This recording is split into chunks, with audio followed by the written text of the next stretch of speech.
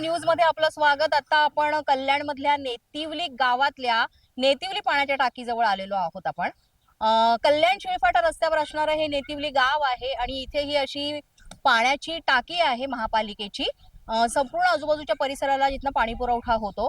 तर इथे आपण पाहायला गेलं तर ही पण अशी म्हणजे भर वस्तीमध्ये ही टाकी आहे, मात्र इथे कंपाऊंड वॉल महापालिकेतर्फे करण्यात आलेला आहे सेफ्टीसाठी आणि इथे पंप हाऊसचं पण काम थोडं करण्यात आलेलं आहे तर अशा पद्धतीनं हे काम झालेलं आहे, पण अजूनही यामध्ये चांगल्या तऱ्हेनं काम केलं पाहिजे, कारण नागरिकांच्या पण भरपूर आमच्याकडे तक्रारी येतात आणि त्याप्रमाणे आम्ही हे जे प्रश्न आहे ते तुमच्यासमोर मांडण्याचा प्रयत्न करीत असतो।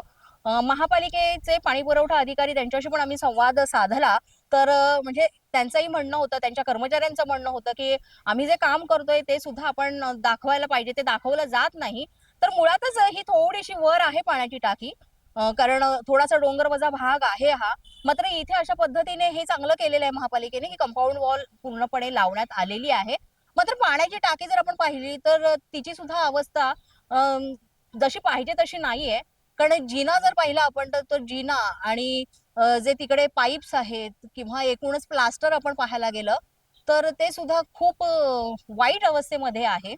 आणि मला वाटतं जसं हे कंपाऊंड वॉल केलेलं आहे किंवा इतरही कामं इथे सुरू आहेत, त्याचप्रमाणे सुरक्षेच्या दृष्टीने, स्वच्छतेच्या दृष्टीने, नागरिकांच्या हितासाठी महापालिकेने लवकरात लवकर इथे उपाययोजना केल्या पाहिजेत, जेणेकरून पुढे पावसाळा सुरू होईल त्यावेळेस लोकांना कुठल्याही प्रकारचा त्रास होणार नाही। जसं याआधी आपण वालधुनी पाण्याच्या टाकीची बातमी दाखवली होती, तर तिथे सुद्धा कशा पद्धतीनं सोयी सुविधांचा अभाव आहे हे आपण सांगितलं होतं आणि त्याचप्रमाणे ही ही टाकी थोडी वर आहे किंवा सेपरेट जागेवर आहे, मात्र तरी सुद्धा अजूनही इथे सोयी सुविधा करणं फार गरजेचं आहे आणि अधिकारी आपल्याला म्हटलेले आहेत की लवकरात लवकर याबाबत काम सुरू आहे आणि ते केलं जाईल, की कारण जे काही तांत्रिक ज्या गोष्टी असतात त्याही आम्ही समजू शकतो, त्या सगळ्याला शासन स्तरावर सुद्धा खूप वेळ लागतो। मात्र लवकरात लवकर जर सोयी सुविधा केल्या तर नागरिकांना त्याचा जो त्रास आहे तो होणार नाही आणि हा मुळातच जो प्रश्न आहे तो पाण्याचा आहे, पिण्याच्या पाण्याचा आहे।